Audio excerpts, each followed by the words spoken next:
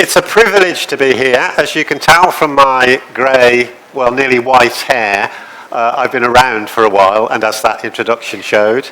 But this is my first visit to India, so it's really great at this late stage in my life to come to such a wonderful part of the world and to experience a rather different environment than I'm used to. Very exciting. I'm also very privileged for a different reason, which was that I was here yesterday. How many people in this room were in Amin's meeting yesterday? Okay, very, very inspirational, and also changed a little bit some of the things I'm going to say today on the fly. I tend to walk around a little bit while I'm talking, which I apologize for, but it does enable me to pick on people now and then if I feel like it. On this occasion, though, I'm wearing a rather strange headset. It may fall off as I wander around, so I apologize for that too. I also have some technology running over here, so I'll be swapping between the moving around and going over to the technology. So let me get my machine switched over, if I may. Okay, so that's the title of my talk. It's around how mathematics needs to be radically changed and how that change unlocks the potential in the AI era. You can't go anywhere at the moment without people talking about AI, just A and I. And that's because it underpins so many changes that are going on in the world. And I could start this talk by saying why mathematics needs to change from our perspective, but I'm going to actually start today from the other direction. I'm going to start a little bit about what I think is happening with AI and why that's impinging on education in particular, and how education could be changing. Howard mentioned yesterday a little bit about AI. I'm going to be saying a lot more, I'm afraid. Well, maybe. So before I get started, though, and I promise there's no sales pitch in here about Wolfram, but you just need to know why it's us standing here. So Wolfram has been around since 1987. If you don't know us, we've been in mathematics and computation for over 35 years, and we work with universities and schools all over the planet. We work with big organizations, and we're respected by big players like Apple and Microsoft. We've developed a whole raft of technology that supports people in mathematics, and increasingly we're at the forefront of mathematics education and broader education that involves mathematics with it. We're here for the next 2 days, and it's important that you know there's 3 of us here, because I'm hoping that as well as you listening to me, you're going to talk to my colleagues who are here. So I'm going to now embarrass them by making them stand up in front of you. So my boss is here. So that's Leanne, who's going to stand up. Leanne is... no, don't applaud her. But what you do need to know is that Leanne has a very important role in this particular presentation too, which is to stop me if I go on for too long. So every so often she's going to go like that and that. Also here, and very important for those of you who are here for the 2 days, is Alec, who's also going to stand up, not just wave. And Alec will be running a number of sessions, but for those who are here tomorrow, he's going to be sitting in a room all day, and you can go and talk to him. You can just go and talk to him about the sort of stuff that we're going to talk about. So, just from the AI perspective, I said it's everywhere at the moment, and every nation on the planet is saying it wants to be an AI superpower. I'm not quite sure that every nation knows what that means. But in my own country, we've got it in our statement. Our 10-year plan is to make Britain a global superpower. China's obviously rushing around saying it's going to be the superpower. The US, of course, already is an AI superpower. Everybody is saying that. Some people are saying quite subtle things. And it was interesting in The Economist only this month that The Economist said, India has a unique opportunity to lead in AI, and it does. But everywhere's trying to get a big slice of the pie, and you can understand why, because if you can read the little phrase in the right-hand corner, it doesn't matter if you can't, because I'm going to say it. It says, it's a £15.7 trillion marketplace.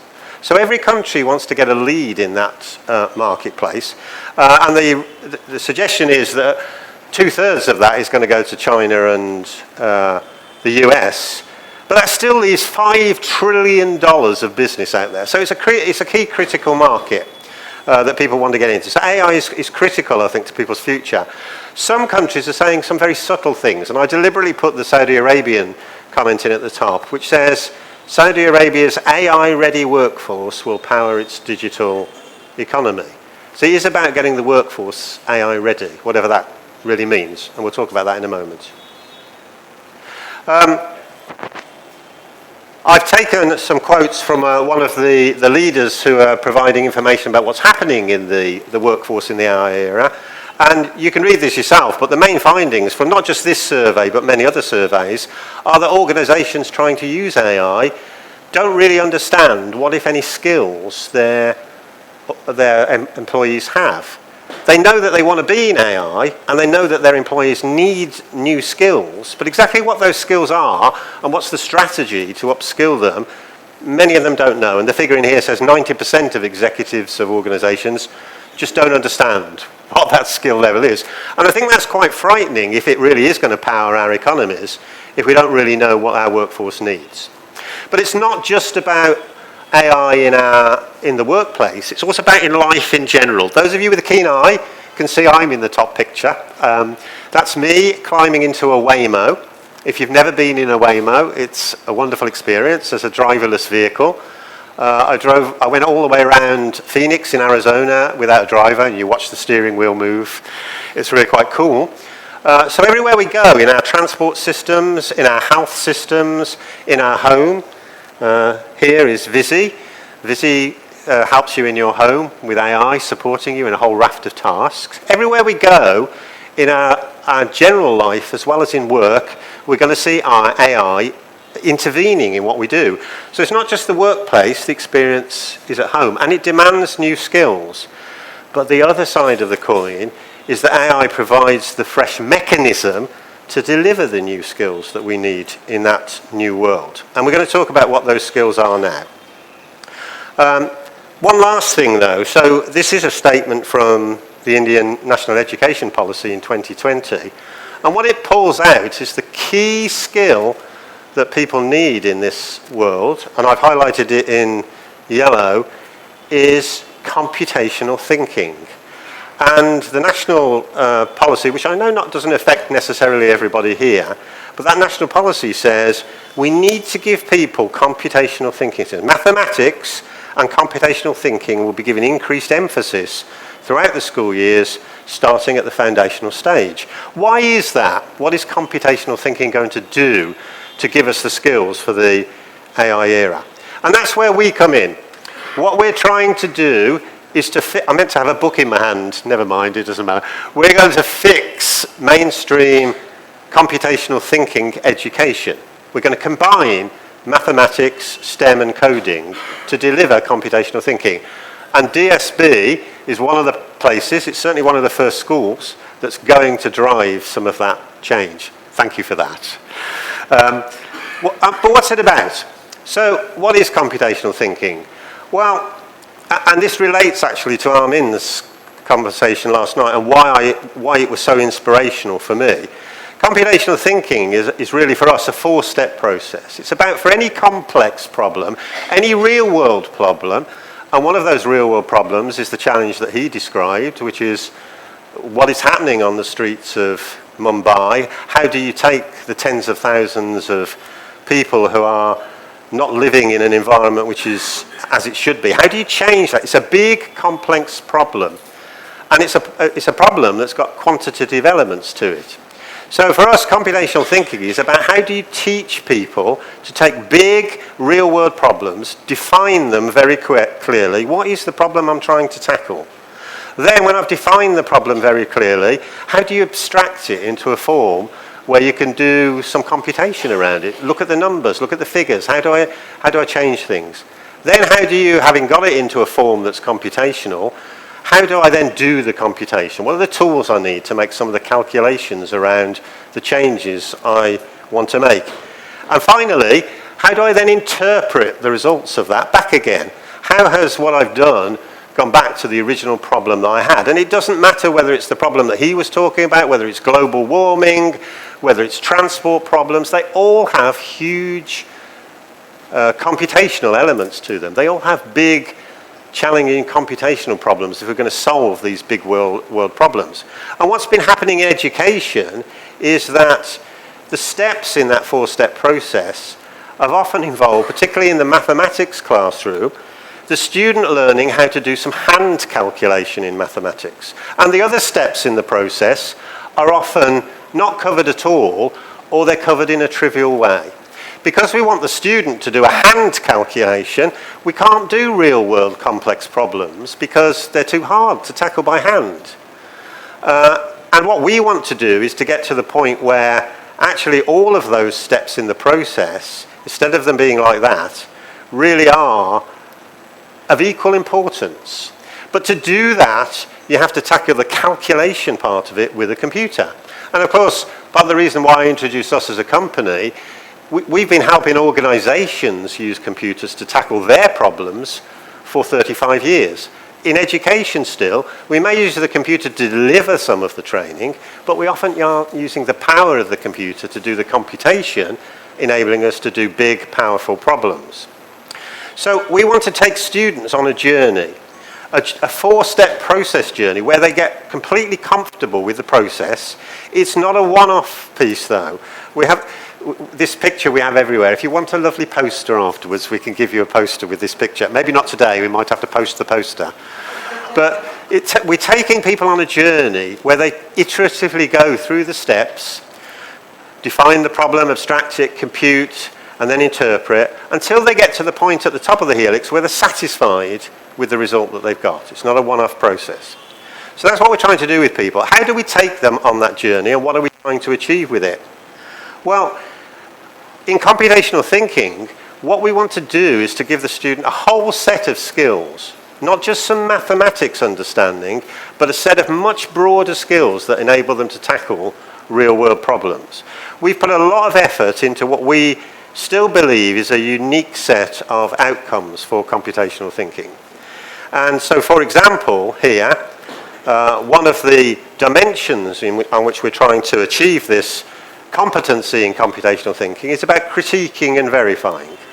So you'll see underneath that, and I would be able to see it as well if I'd put my glasses on, but you hopefully can see it on the screen. If you can't read it, it's important that every presentation has one slide that nobody can read. I hope this is the only one in my case. But what you'll see is that we're asking in that critiquing, build skills around quantifying the validity and impact of the assumptions we've made. We're asking people to think about listing the possible sources of error that they've got in it, to think about identifying systematic and random errors. We're trying to give them a skill here that isn't just the mathematical piece. And if this works, this is where I go live now onto the internet, so hold your breath, please. Let's see if this works. Ta-da!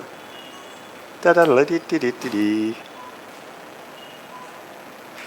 So here are all of the outcomes that we've got, all of the different sets. Confidence to tackle new problems. We want people to be able to pick up any problem and say, I know how to start on tackling this problem. I know what I've got to do to define a new problem, to define the problem. Here's the critiquing and verifying. This is slightly slow internet, but it might be me. But not to worry. The 11 dimensions are all there. And you can see them on the internet. I don't know why the internet isn't letting me jump between them. Let me go back to my slide deck.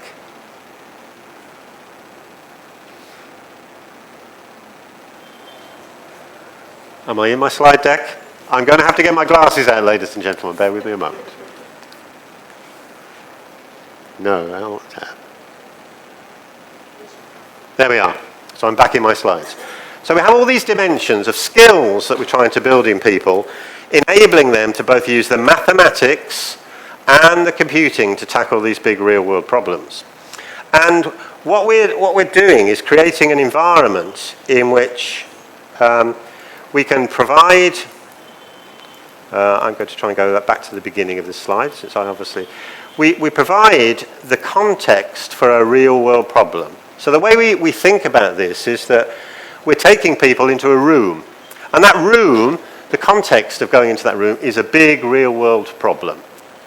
And that big real-world problem enables us to take them on this journey here up the helix.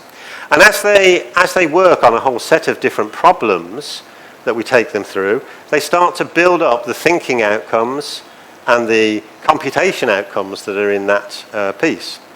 So they'll come in and tackle one particular problem and build a set of thinking outcomes and skills.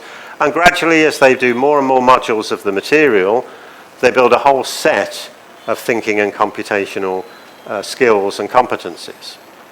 So they take the trip up the journey of the helix and they pick up all of these competencies and skills.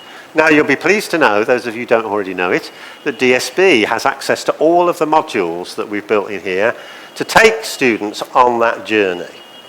And the way that we work with the students to take them on that journey is several steps. What we want to do is to get people to become, over on this right-hand side, independent problem solvers. We want to get them to the point where we give them an interesting problem and off they go through the steps of the journey on their own, using the tools and technologies that they decide they need to work through that problem. But we don't just throw them in at the deep end to do that. We start over on this side. Here we have the student and the teacher on the journey together, working through some of the modules and material that we've got, taking them on that journey to understand the steps of computational thinking. And in between the two, there's the opportunity to give them an intermediate stage where they're guided a little bit, they can get help when they want it, the teacher is there when they need to. And when I say teacher though, there's two levels to that. The teacher can either be a real person, or the teacher can be a piece of AI working with them on that journey, where through the material they ask the AI for support. The AI becomes an assistant to them to take them on that journey. And those of you who are going to go around and come to Alex's session, did you just do that? Okay. Those of you around who are going to go to Alex's session will get a chance to see and feel a whole set of this material that we're using and how it works. But the whole point is to gradually build them to the point where they can take a big problem and tackle it independently. And what we're providing, and you now have it here at DSB, is we have a whole set of technology, the Wolfram computational platform, and some LLM-assisted learning, some AI-assisted learning that goes with it. You can choose the mix of things that you want to do to take people on that very powerful journey. So now what I'm going to try and do, and this may not work because the internet didn't work a minute ago when I tried it, so I may have to just talk about it if it doesn't work. Or I may seek some assistance. So let's see. Let's see if we could do this.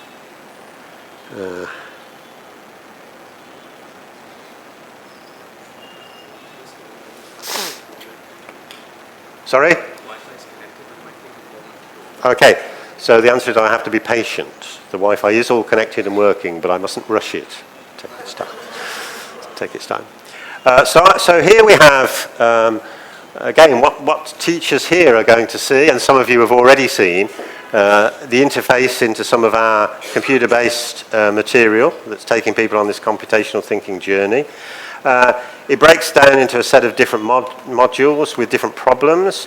One of my favourite problems in here actually is how does gender help with your maths score? It's very interesting when you say to students, and you phrase it like this, are girls better than boys at mathematics? And it's a problem that lots of students are quite interested in and will have a very strong opinion on. And what we do in here is we take people on a journey to explore how would you tackle that question? How would you decide whether boys are better than girls at maths? Well, you could sit in the classroom with 20 students in, or maybe less students.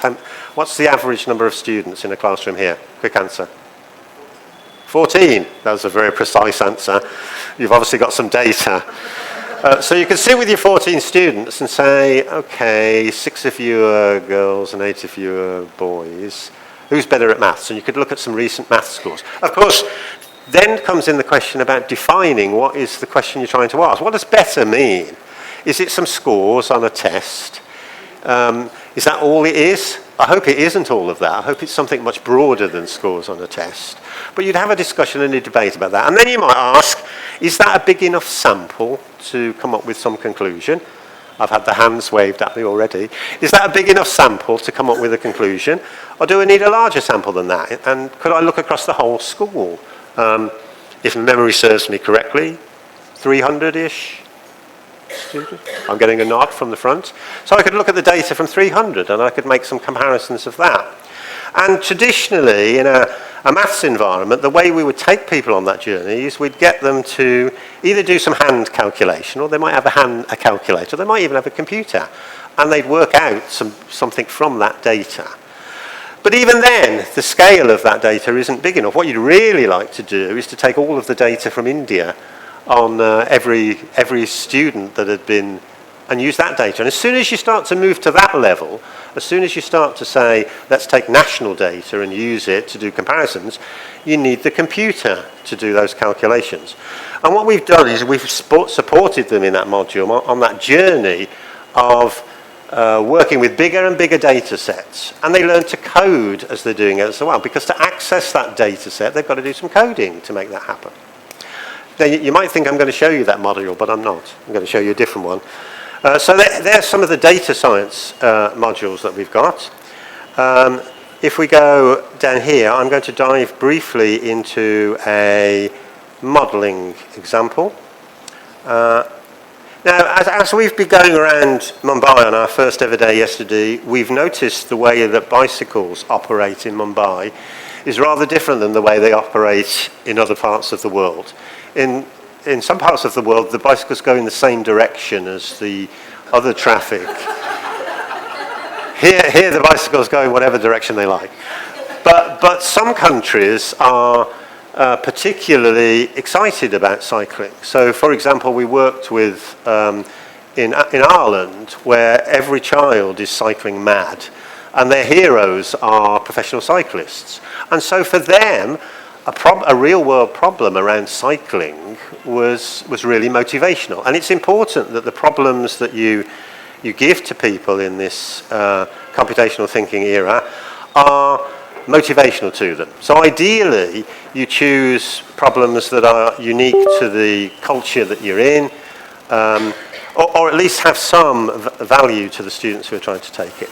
And what we did in this particular module is we said to students, how fast could you cycle a stage of your national race? So a bit like the Tour de France, there's a Tour of Ireland, and the students get very excited about every year when that race comes round. And we want to get them to build a model of what are the factors that affect how fast they could cycle. And because the way that we're using the computer to do this, the student, I'm being photographed as well at the moment, so it's quite, do you want me to smile? The students can do a whole raft of things because they have a computer. So the students will sit down and say, okay, well, my air resistance will affect how fast I can cycle. The friction on the wheels of my bicycle will affect how fast I can cycle. The gradient of the hill will affect how fast I can cycle. And they'll start to think about what are the bits of the model that are going to affect the way they can cycle. And then we make them do some real things. So we say, if the friction of your tyres is going to affect how fast you cycle, get out on a bicycle then and do some measurements. And they go outside and they take some measurements with each other. If your air resistance is going to affect you, you need to take some pictures of yourself. And so we use quite sophisticated tools. They can take photos of themselves with their mobile phone, and then we digitize the pictures. We do all sorts of things so that they can do real-world activity, bring it back to the computer, and do some analysis of it. And eventually, we get them to build a model. And this is because of the environment that we're doing the material in, the models that they can build can be completely interactive. So once they've built a model, they can start to look at how do the various parameters, that the gradient, for example, how does the gradient affect the power that I need to cycle part of the race? So I can play with the gradient, I can play with my frontal area. If I'm a big person or a small person, how does that affect? Is your internet running slow again? Shouldn't be. You can see how many watts I need. You can see the watts changing at the bottom. Let me change the gradient a bit more. It might be that because I've got the... Okay, so they can see how their model works. They build the model themselves, and then because it's built inside the environment that we're providing them, they can visualize how the parameters that they've changed affects the power they need to do a stage of the race. So that's the sort of thing that we're doing. Am I fine? So, I'm okay, I've got a few more minutes. Okay, so one other thing I want to just quickly show you is, let's see if I can do it. And if I can't, I'll just talk about it as I've just done. Where is Kate? Here we go. So, one other example then. So here we are, I said we take people on a journey, various stages of understanding to be able to tackle a problem on their own. So if we've taught them about hypothesis testing, about how to use data, and we want to give them a problem that's of interest to them. So for example, we've been using this material out in Qatar, where the World Cup happened not that long ago, so everybody's still excited about football. And so this particular problem asks the question of the student, are referees biased in favour of the home team? Now go back to my thing again, how do you define that problem precisely? What do I mean by biased? What are the things I'm looking at to determine whether referees are biased? And you'll see here, so this is a piece of our material, again, that's going to be used here. Down the left-hand side, you can see a bar, and it tells us at the moment that we're in the define question stage of this piece of work. What's the question I'm really trying to answer? And this last bit that I'm going to show very briefly is actually showing the material supported by the AI. So if I just go down here, I should be able to start it. Hold on. Can't see. Play. So this is me defining the question, and I've got it running as a video so that the internet doesn't slow it down. I'm talking to the AI, who in this particular place is called Kate, stands for computational thinking with AI inside. I tell Kate that I'm here, ready to start tackling this problem. What's the question I want to define? And Kate talks back to me and says, great to see you tackling this problem. Can you define the problem a bit more detail, please? And I say, yeah, I'm interested in defining the problem in the English Premier League. Fantastic, says Kate. It's a popular subject. I need a bit more than that, though. Could you define it a bit more carefully? So I say, let's look at a particular year, 2022 to 23. Great, says Kate. You're interested in that. But in order to proceed, we need to define the question precisely. Now, remember, this could be AI, could be a teacher doing this. And I say, well, what I'd like to look at is the number of fouls, red cards and yellow cards. Great, she says, we're getting close to doing a proper test here. But can you still refine your question a bit more? Now, I get a little bit impatient with Kate at this point and say, thanks, but I want to carry on, please. So we've done something together to try and define the problem. Now, I want to try and abstract that problem to a more computable form. What is it I'm going to do to turn that into a computable form? So we've got our question now. Is there a significant difference in the number of fouls, yellow cards and red cards between home and away paper? Now let's abstract that to a computable form. And I say, right, I'd like some data, please.